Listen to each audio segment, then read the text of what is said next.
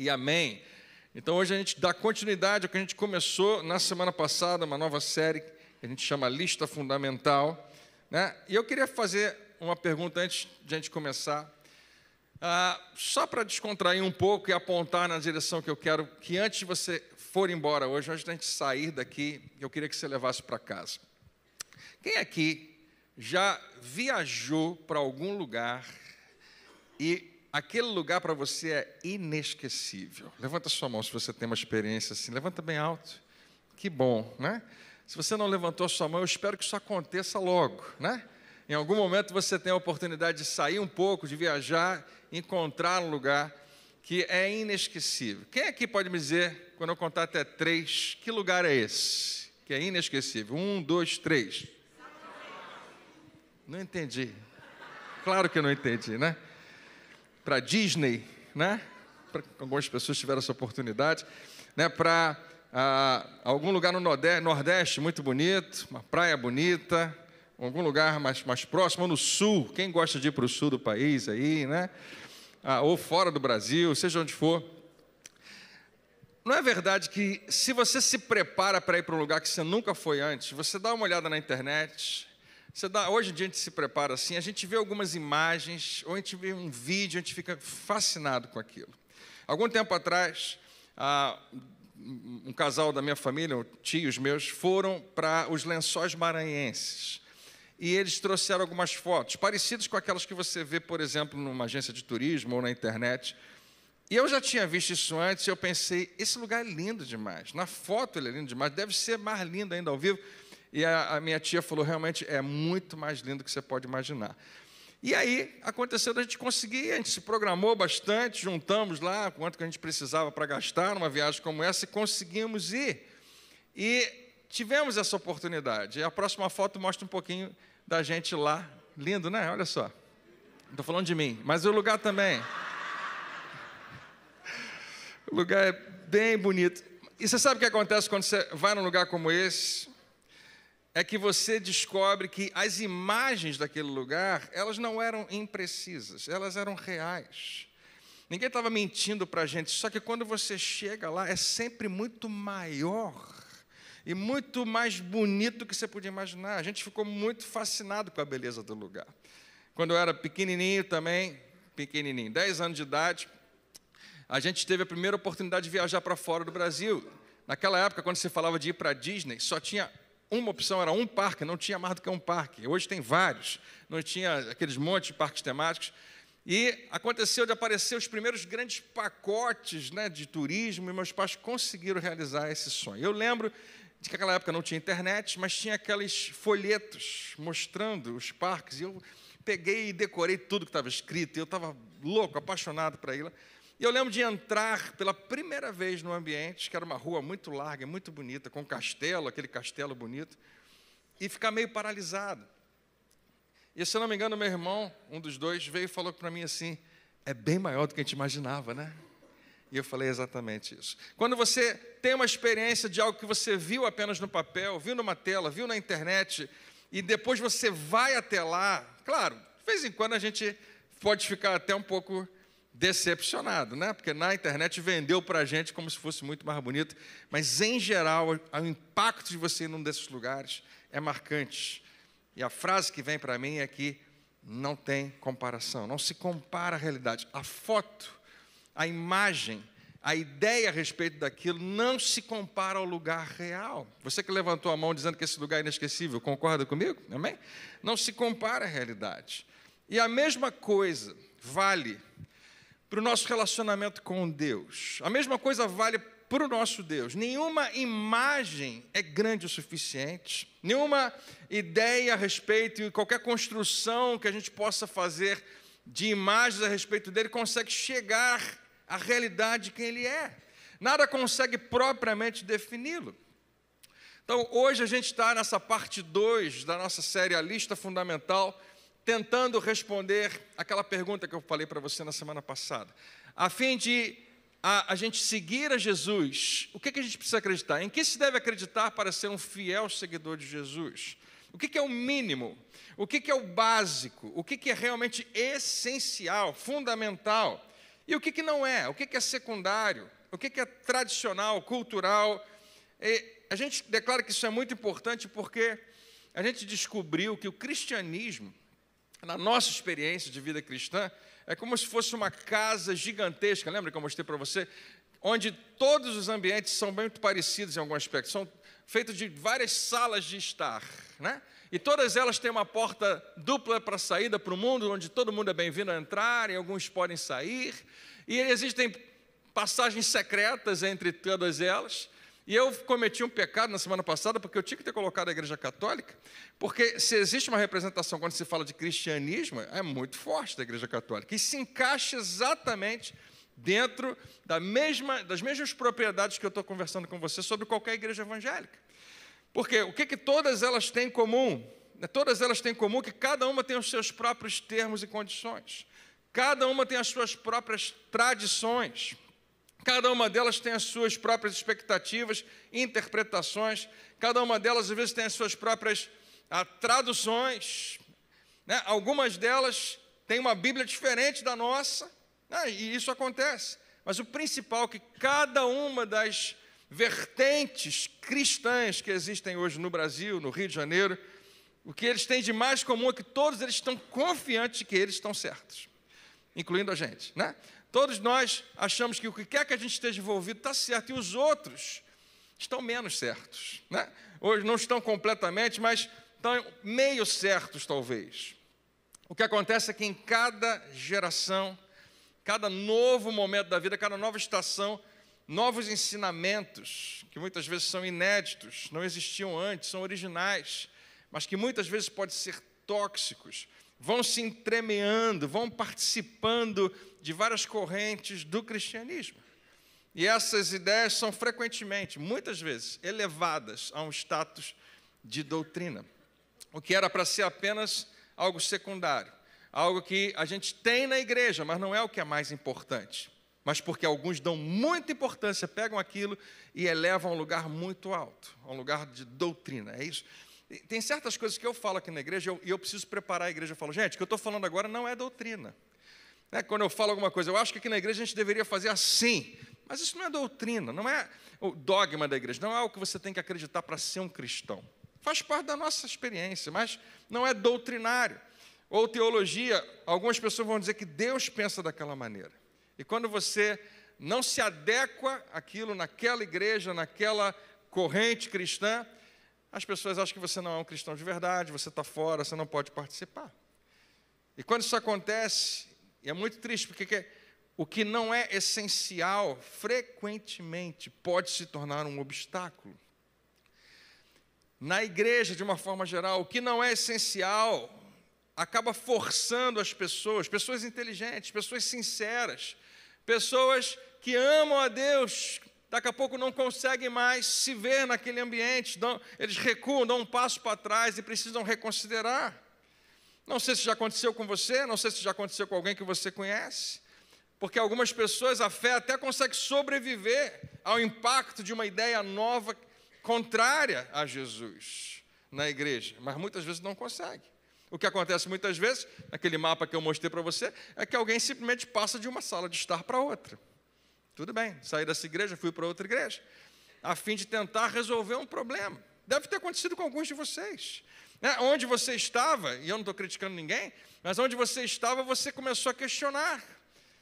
E se você foi muito sincero, né, no seu cristianismo, na sua devoção a Deus, talvez tenha acontecido alguma coisa na igreja que você pensou, eu não consigo conciliar essa nova prática, ou essa maneira de pensar com o Jesus que eu vejo nos evangelhos, com a maneira como Jesus se apresenta. E a gente, para não perder Jesus, a gente às vezes muda de endereço. Quando você comparou o ensino da sua igreja com Jesus nos evangelhos, alguma coisa parecia errado. O tom, a postura, a abordagem, pareciam outra coisa, mas não pareciam muito Jesus. E eram pessoas que conheciam bastante os versículos da Bíblia, mas você se perguntava, será que elas conhecem Jesus? E o problema não era a Bíblia, mas como ela foi mal utilizada a fim de defender uma ideia pessoal. Você sabe do que eu estou falando? A gente consegue fazer isso. Eu vou contar uma coisa para você agora que é um segredo, fica só entre a gente. não quero que saia daqui, tá? Fica só entre a gente, eu não falo isso o tempo todo.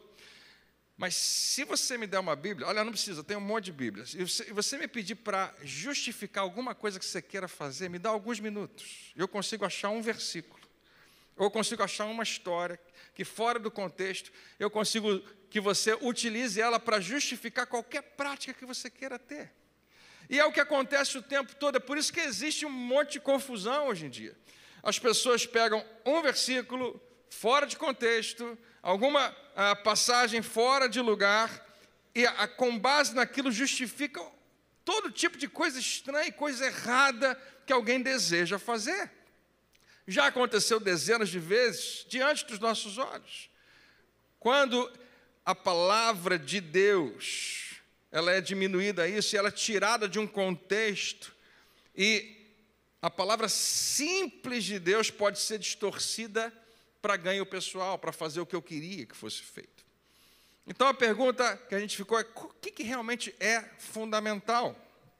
Acabei que eu não coloquei. O que é essencial? O que é meramente cultural? A gente se acostumou, é confortável, é moderno, ou é secundário. Mas mais importante, a gente tem que olhar para isso daqui. Quando o que é cultural ou tradicional, a gente tem isso na igreja hoje. A gente não consegue escapar disso. Mas quando isso é considerado essencial, deixa eu dar um exemplo pequeno para você. Na igreja a gente tem a taça de pedidos de oração. Eu falo pouco a respeito dela aqui, né? Mas lá na entrada tem uma taça, e se você tiver pedido de oração, você pode colocar lá.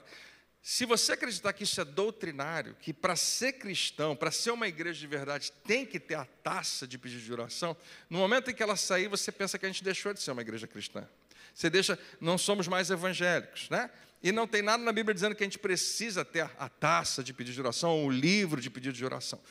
Mas para algumas pessoas, aquilo que era meramente cultural, tradicional, a gente se acostumou, se foi elevado a um nível de essencial, o que acontece em seguida é que o cristianismo, em algum momento, pode se tornar insustentável. Mais uma vez, sai um objeto da igreja e alguém acha que Jesus saiu da igreja. Quem está comigo aí, diga amém.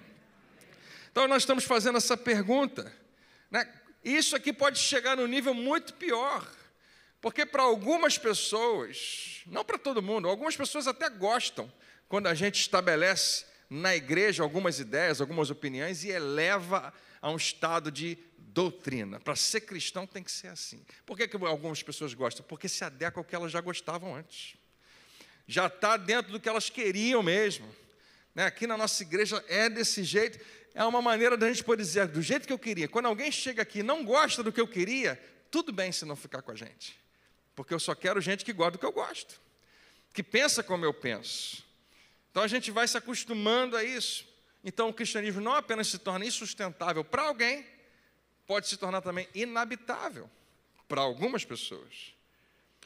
E quando Maria ouve a voz do anjo dizendo que ele está trazendo boas novas, de grande alegria que será para todo o povo, quando uma igreja vai nessa direção, já não é mais boas novas de grande alegria para todo o povo, pode se tornar boas novas de grande alegria para um pequeno grupo de pessoas, para um segmento apenas.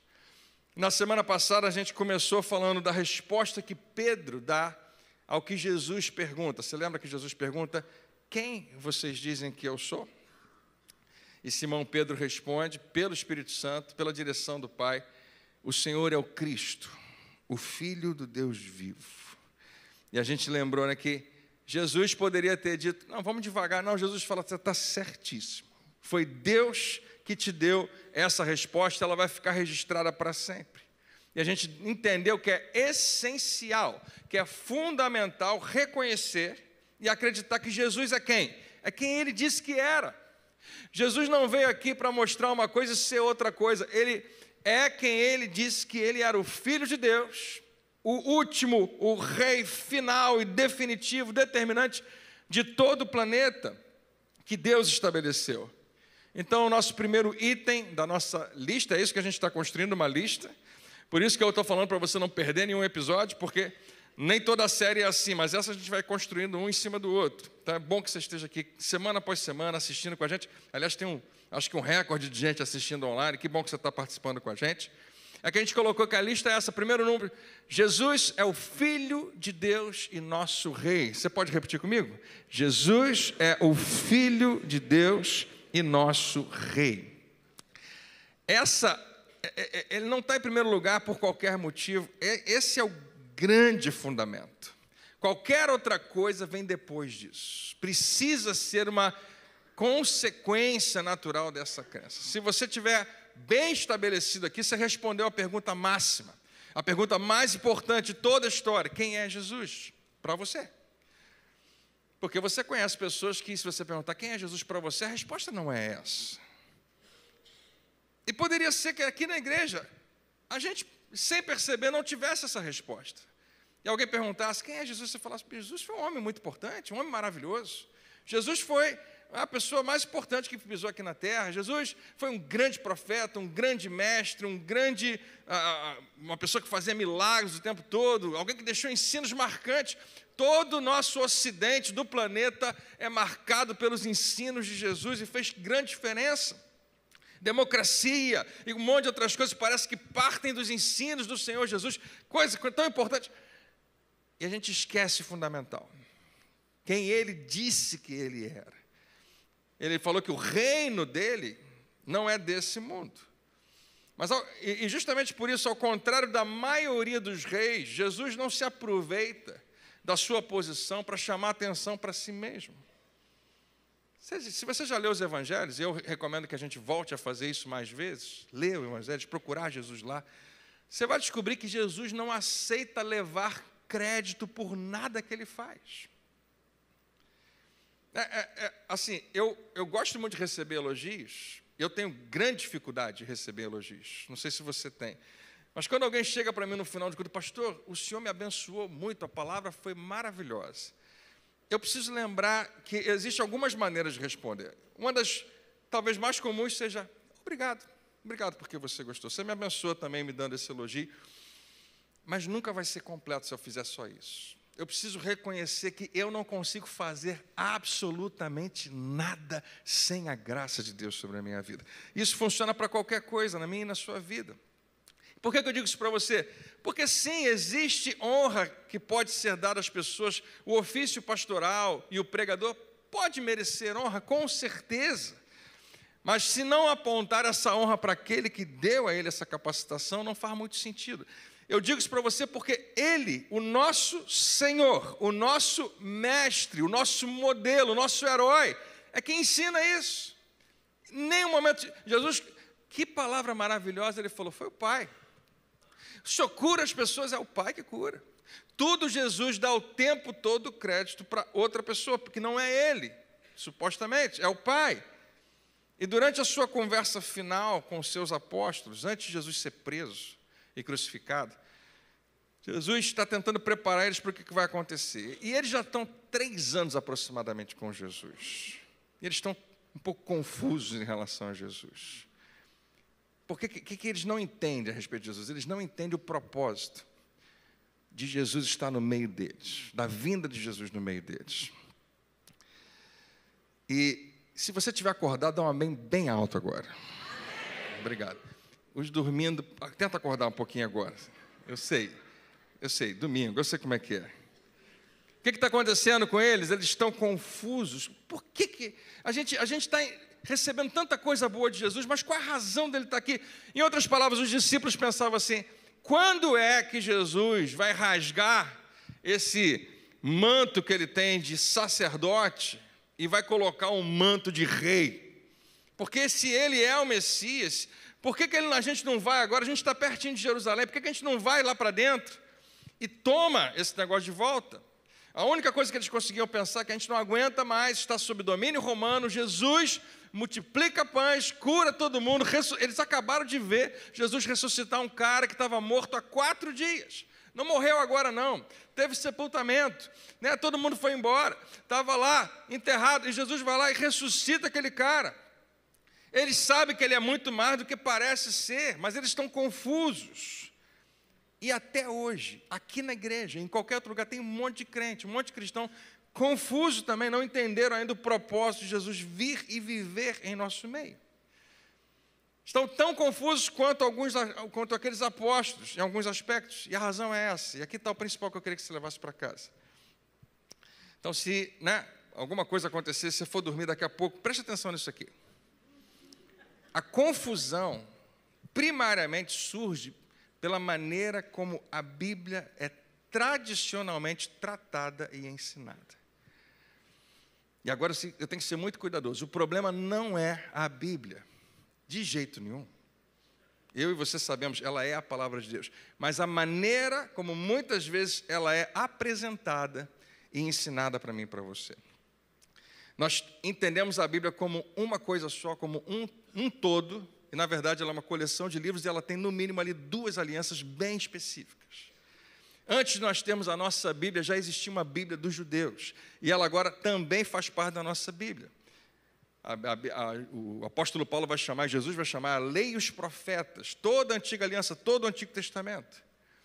O que acontece é que quando você trata a Bíblia toda como o mesmo grau de importância, nós, sem perceber, nós consequentemente, todos os eventos registrados nos evangelhos são considerados apenas histórias bíblicas. E a gente precisa entender que não é isso. A gente não pode igualar a história de Jesus com qualquer outra história na Bíblia. Mas, na verdade, isso aqui é importante que você lembre. E se você vai guardar alguma coisa, guarda isso. Mateus, Marcos, Lucas e João, os livros que a gente encontra na nossa Bíblia, não são histórias bíblicas sobre Jesus. Os evangelhos, como a gente chama, não são mais... Já para pensar que quantos registros existem na Bíblia sobre o dilúvio? 1. Quantos registros sobre a luta sensacional entre Davi e Golias? 1 registro. Quantos registros bíblicos, históricos, sobre fogo descendo do céu? 1. Lá em Elias contra os profetas de Baal ou qualquer outro momento. Você só vai encontrar... Quando vai falar de Jesus, você tem 4. Na verdade, Lucas fala que foram muitos mais, mas esses 4 sobreviveram à antiguidade. Falando sobre uma só pessoa. 4 relatos separados por 4 pontos de vista da vida de Jesus, escritos lá atrás do 1º século. Não são apenas histórias da Bíblia, porque a Bíblia ainda não existia. Não são iguais a tudo mais na Bíblia. Eu explico para você. Algo infinitamente grande e novo aconteceu, que ofuscou tudo mais que tinha acontecido antes. Quando você volta lá para a conversa de Jesus e os seus apóstolos, eles tinham acabado de compartilhar a refeição da Páscoa. Toda ceia a gente lembra dela. E os apóstolos estão preocupados com algumas coisas que Jesus falou, que eles não estavam esperando. Mais uma vez, eles estão esperando, essa vai ser a Páscoa, que Jesus vai se levantar, e nós vamos voltar aos tempos áureos de Davi, de Salomão, o reino vai ser nosso outra vez, nós precisamos de um libertador, e ele aparentemente chegou. E de repente Jesus faz uma declaração, que se fosse em outras circunstâncias, deveria ter feito todo mundo se levantar e ir embora. João capítulo 14, verso 1. Jesus sabia que eles estavam perturbados, preocupados. Ele fala assim, que o coração de vocês não se perturbem. Creiam em Deus e creiam também em mim.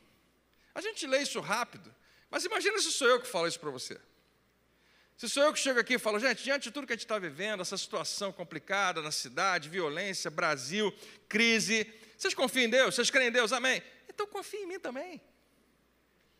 Se você é inteligente, você ia se levantar e ir embora. O pastor ficou maluco. Mesmo se você gosta muito de mim, eu acho que até a minha esposa, que gosta muito de falar, André, aí não dá, né? Passou do limite. Né? Porque, imagina eu falar isso para você, eu queria que você fosse para esse lugar onde eles estão. Você usasse a sua imaginação comigo, colocasse uma roupa daqueles tempos, sentasse naquele quarto, numa das paredes, com pouca iluminação, com o cheiro da comida que vocês acabaram de comer. Entra nesse ambiente e tenta perceber o que isso significa. Jesus está dizendo assim, eu quero que vocês confiem em mim do mesmo jeito que vocês confiam em Deus. E embora eles já tinham visto muita coisa, mais uma vez, Jesus acabou de ressuscitar uma pessoa morta, 4 dias morta, ainda assim eles acham que é demais. E nenhum deles tem coragem de falar, Jesus, a gente não está entendendo isso muito bem, você está se igualando a Deus. Dependendo de como você interpreta, pode ficar pior ou melhor. Mas imagina que você está lá encostado na parede ouvindo um homem, não uma pessoa brilhante, com luz saindo para todos os lados, com uma coroa. Não, um homem igualzinho a qualquer outro estava sentado ali, falando. Um homem aproximadamente de 30 e poucos anos, talvez de barba, com sandálias, que é um rabino, que é um mestre de Nazaré, dizendo o seguinte: imagina como é que essas palavras chegaram nos ouvidos dos discípulos. Ele fala assim: se vocês realmente me conhecessem, 3 anos já andando com ele, saberiam quem é Deus, quem é o meu Pai. Por um minutinho, dá uma olhada nesse versículo aqui na tela. Eu acredito, de todo o meu coração, que o dia que essa declaração encontrar um lugar no seu coração, isso pode redefinir completamente a sua visão de quem Deus é. Eu coloco da seguinte maneira: pensa nessas 2 palavras. Quando você ouve a palavra Deus e quando você ouve a palavra Jesus, você sente a mesma coisa? Ou elas evocam emoções diferentes em você? Deixa eu fazer uma pergunta e não responda alto, por favor. Qual dos 2 você gosta mais? Com qual dos 2 você se sente um pouco mais confortável, mais à vontade? Talvez, se isso mexe com você, se há uma tensão quando eu pergunto para você qual dos 2 você gosta mais, assim como os homens que estavam com Jesus naquela sala e muitos cristãos hoje, talvez a gente precise fazer alguma desconstrução ou alguma reconstrução. E eu tenho uma boa notícia para você: Jesus veio resolver essa tensão. E ele vai além e ele diz o seguinte: mas de agora em diante, para vocês não terem dúvida, vocês vão conhecer e ver o Pai. E eles estão esperando, o que ele vai falar agora? A gente vai conhecer Deus, vai conhecer o Pai. Não, desde agora, no entanto, vocês o conhecem e o têm visto. Mais uma vez ele está se igualando. Vocês me viram em ação, vocês viram como eu falo, como eu penso, como eu ajo. Vocês estão vendo algo muito maior do que eu mesmo. Isso é grande demais para os apóstolos. Mas eles sabem que eles não estão diante de mais um homem qualquer, de um mero mortal. E Filipe, um dos discípulos, com muito respeito, fala o que todo mundo queria falar. Diante de tudo que Jesus diz, ele interrompe e fala: Filipe diz: Senhor, mostra-nos o Pai. Você fala dele o tempo todo. Você fala de Deus o tempo todo. Se você nos mostrar, nós conhecemos você, mas nós queremos conhecer Deus. Nós queremos saber como é que Deus é. A gente tem a lei, o Torá, os profetas, a gente tem a sinagoga, o templo, a gente tem um monte de coisa boa, mas por favor, Jesus, mostra Deus para a gente de maneira mais clara. Cara, o que vem em seguida mostra que Jesus, é como se ele dissesse assim: o que você está perguntando? O que você está pedindo, Filipe? Mostra-nos o Pai. O que você acha que eu tenho feito nos últimos 3 anos? O que você acha que está acontecendo quando eu estou no meio de vocês? Por que vocês acham que eu vim para tão perto de vocês, escolhi vocês, trouxe vocês para perto, para o meu dia a dia? Filipe, eu não vim trazer mais histórias bíblicas. Eu vim para que você pudesse saber como Deus é. Para que você perca completamente esse mistério, descubra com muita clareza quem Ele é. Jesus respondeu: você não me conhece, Filipe, mesmo depois de eu ter estado com você durante tanto tempo. Eu amo esse versículo. A gente está caminhando todo dia junto. A gente prepara as nossas tendas, eu estou junto com vocês também lá martelando coisa no chão, né? Aquela estaca, seja o que for. A gente dorme perto um do outro, a gente almoça junto, a gente conversa, a gente faz um monte de coisa, a gente entra em ação. E você não me conhece. Quem vê a mim, vê o Pai. Quem vê a mim está vendo Deus. Como você pode dizer, mostra-nos o Pai? Olha aqui que eu vou te falar. E se isso for verdade? De vez em quando eu faço essa pergunta, você deve pensar: claro que é verdade, pastor, está na Bíblia. Mas se isso for verdade de verdade para você? Para você. E se o mais perto que você vai e eu vou chegar de Deus é conhecer Jesus? O mais perto que a gente vai chegar de conhecer quem Deus é conhecendo o seu Filho. Jesus continua: as palavras que eu digo a vocês, isso é tão forte, não são apenas minhas. Ao contrário, o Pai que permanece em mim, que realiza as suas obras. Ele está dizendo, Felipe, e Pedro, e Tiago, e João, e todo mundo que está aqui, se você me viu, você viu o Pai. Se você me ouviu, você ouviu o Pai. Significa o seguinte, Felipe, que toda vez que eu estava falando com você, mesmo que você não percebesse que você estava vendo um homem na sua frente, era o próprio Deus falando direto com você. Se você me observou trabalhando, você viu o Pai trabalhando. Eu não faço nada por iniciativa própria.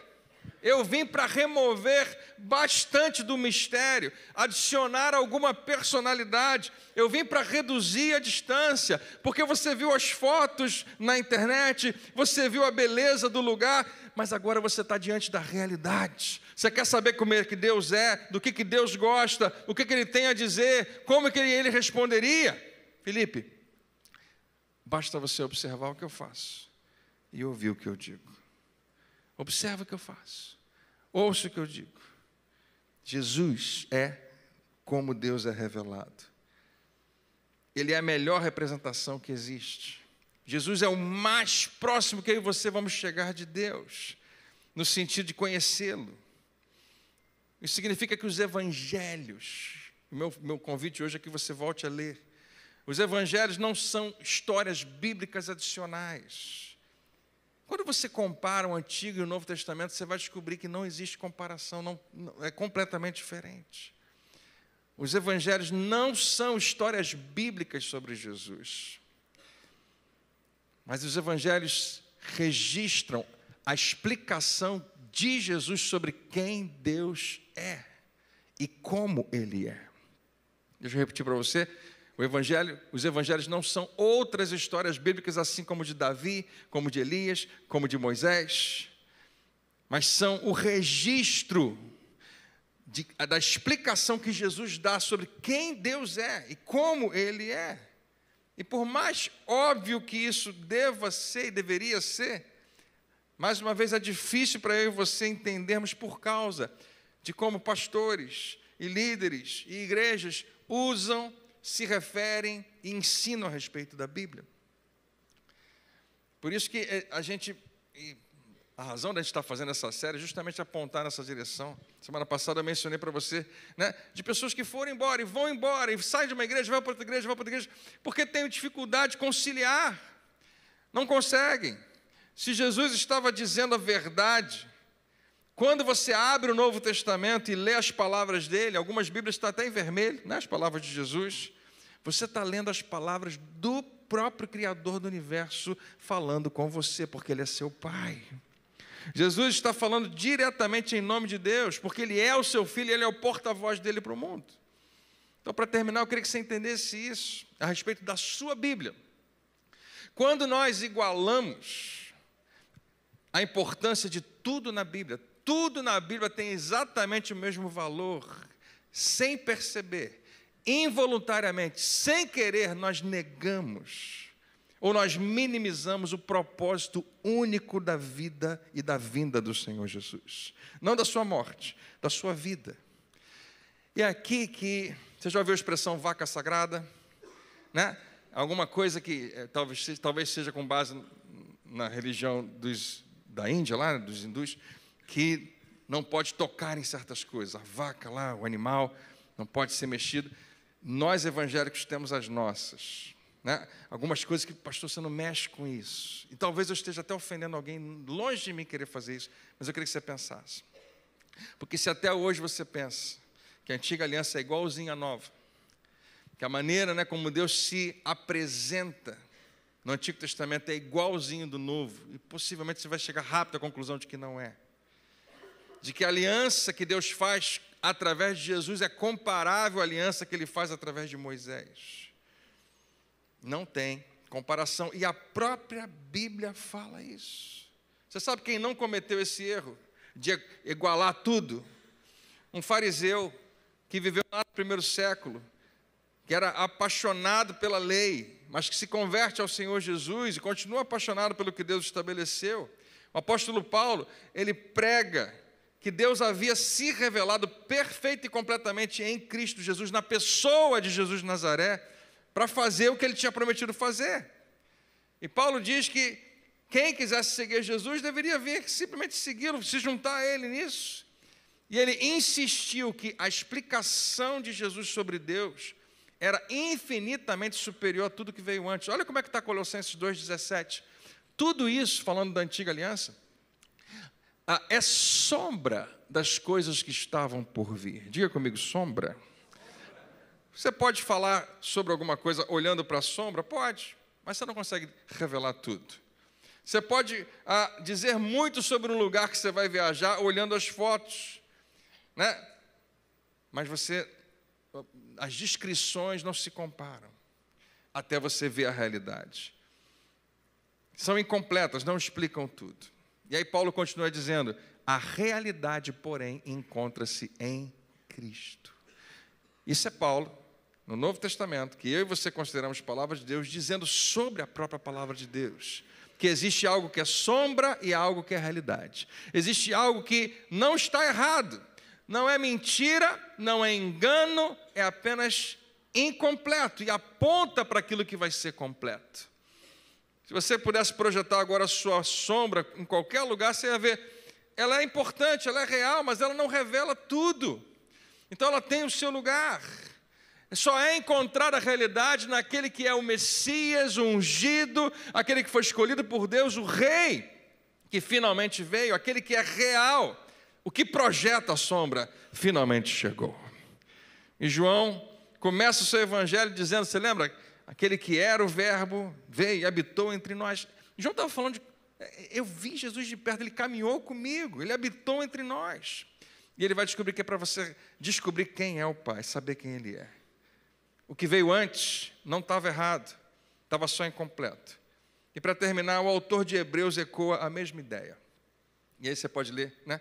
A lei é apenas uma sombra dos benefícios que virão, não a sua realidade.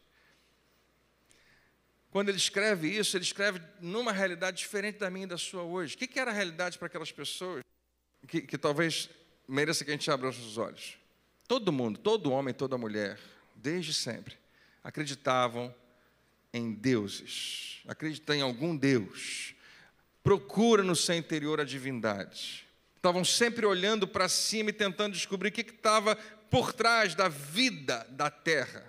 Cada religião mundial aponta para algo que vai além de nós. E até a chegada de Jesus, a verdade é que o mundo estava em trevas, que significa sem luz, sem conhecimento. Mas com a chegada de Jesus, Deus deixa perfeitamente claro. Mas é impossível ficar mais claro para nós, mortais. Jesus veio em carne para habitar conosco, nos demonstrar como Deus é, quem Deus ama. Então Jesus não simplesmente tinha a melhor explicação para Deus. Eu queria que você levasse isso para casa. Jesus não simplesmente tinha a melhor explicação para Deus, Jesus é a melhor explicação para Deus. É a maneira como Ele realmente é revelado. Mais uma vez, quando isso entrar no teu coração, tudo fica diferente. Você não fica mais em crise em relação ao Deus do Antigo Testamento, porque não é uma aliança para você. É apenas uma revelação incompleta de quem Ele é. Mais uma vez, se isso aqui for verdade, o que isso faz quanto à sua visão a respeito de Deus? Então vamos lá para o segundo item da nossa lista fundamental. Jesus veio para apresentar e representar quem Deus é. Jesus veio explicar quem Deus é, mas principalmente revelar quem Deus é. Em outras palavras, Deus não largou você para suas próprias conclusões, para tentar descobrir quem Ele é com base nas suas circunstâncias, na sua história de vida ou nos seus sentimentos. Você quer saber como Deus é? Deus é como Jesus.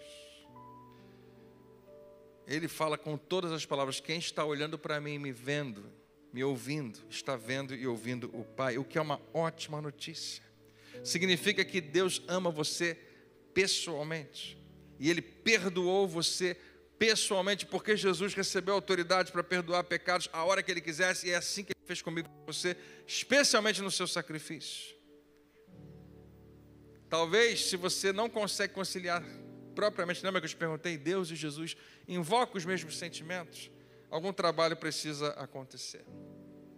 Em outras palavras, a sua visão de Deus Pai se alinha com a sua visão de Jesus o Filho? Quando você pensa em Deus e Jesus, há uma tensão, traz emoções diferentes. Você não saberá como o Pai é, até que gaste algum tempo para descobrir como Jesus é.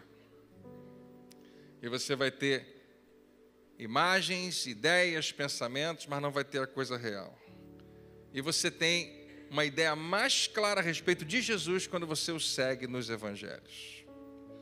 Então, para resumir a nossa lista até agora, número 1, Jesus é o Filho de Deus. Faltou de novo o, né? Jesus é o Filho de Deus. Vamos repetir? Jesus é o Filho de Deus e o nosso Rei. E o número 2, Jesus veio para apresentar e representar quem Deus é. Mas Jesus veio para outros motivos também. E a gente vai continuar essa conversa na próxima vez, na parte 3 da nossa mensagem, da nossa série de mensagens, a lista fundamental. Quero te convidar durante essa semana a não faltar ao seu convívio. Algumas coisas muito interessantes vão ser discutidas e conversadas e pode ser transformador na sua vida. Você recebe essa palavra hoje? Amém? Vamos orar? Vou convidar você a ficar de pé.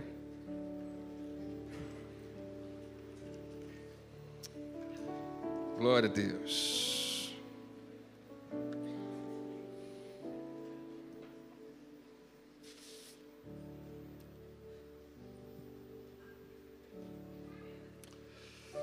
Quando a gente começou esse culto, nós cantamos 3 ou 4 músicas que falavam a mesma coisa, apontando para o poder que há no nome de Jesus, declarando que Ele é realmente o Rei de toda a terra e há poder no seu nome.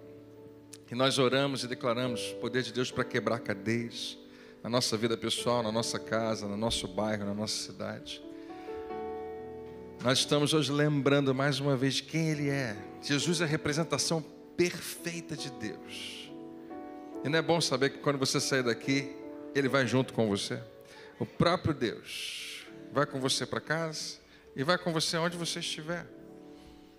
Uma das promessas mais maravilhosas é a promessa da presença dEle. Eis que estou convosco todos os dias. Nunca vai te abandonar. Então, antes da gente voltar para casa, eu não vou fazer uma oração no final desse encontro. Talvez uma bem pequena. Mas eu queria convidar você a cantar esse nome mais uma vez. E fazer dessa sua oração, declarar quem Ele é para você. E se apossar dessa verdade. E mais uma vez, se existe a necessidade de você reconstruir ou desconstruir algo sobre a sua visão de Deus, vem estar com a gente. Semana que vem a gente vai dar um mergulho um pouco mais fundo em nome de Jesus. Amém?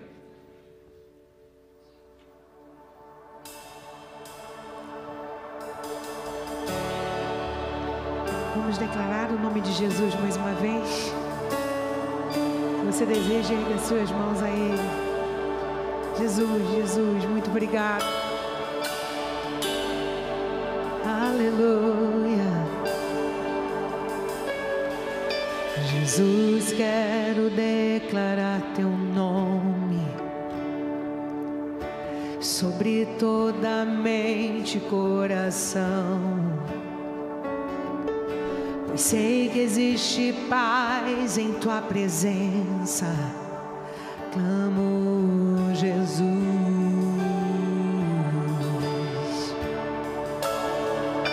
Jesus, quero declarar Teu nome,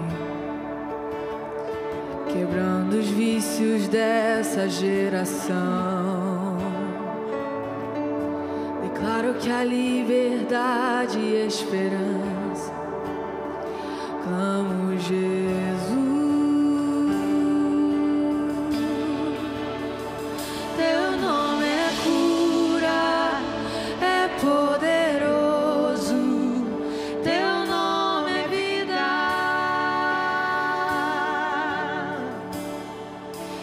destrói cadeias, dissipa as trevas, vem incendiar.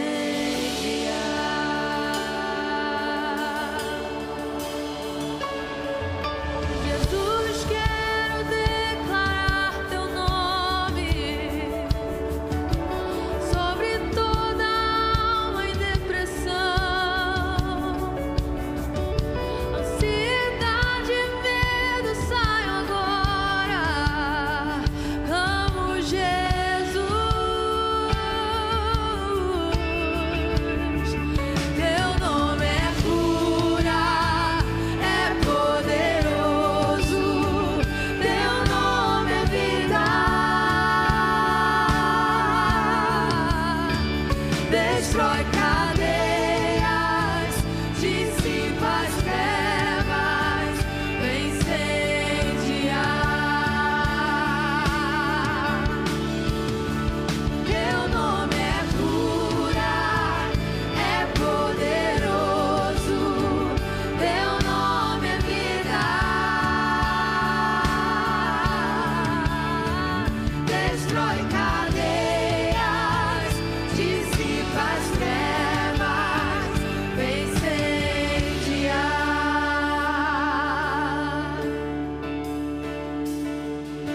Declare pelas ruas o nome de Jesus. Sobre a escuridão ele vai trazer a sua luz. Sobre sua família, clame o santo nome Jesus.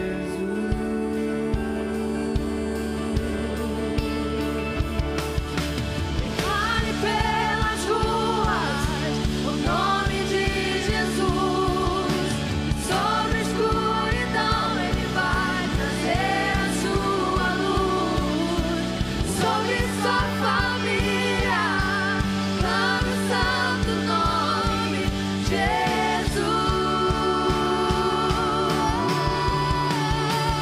Teu nome é cura, é poderoso, teu nome é vida. Destrói cadeias, dissipa as trevas, vem incendiar.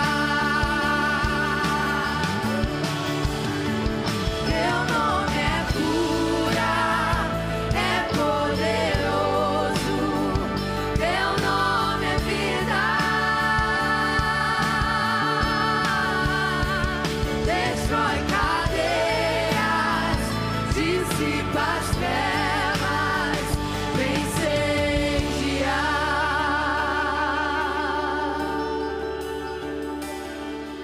Jesus, quero declarar teu nome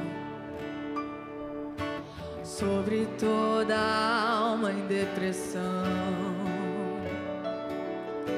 ansiedade, medo, saiam agora. Clamo Jesus.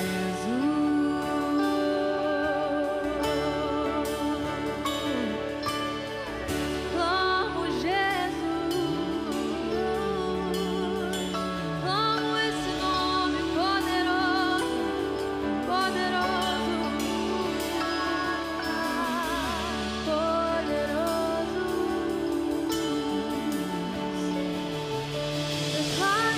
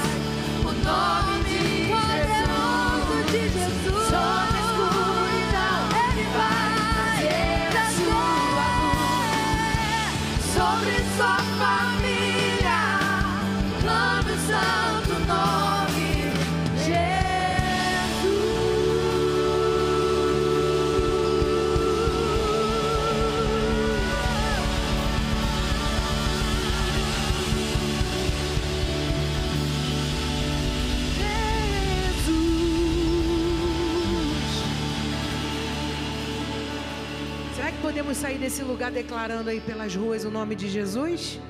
E mais do que falar, vamos viver essa verdade da palavra. Vamos juntos. Se você concorda com isso, diga amém. E diga amém também, porque a paz do Senhor é conosco. Tem uma semana mais do que abençoada e cheia do poder de Deus. Deus te abençoe e até o nosso próximo culto hoje às 18h30. Se você puder estar, vai ser muito bom. Um beijo no seu coração. Deus te abençoe.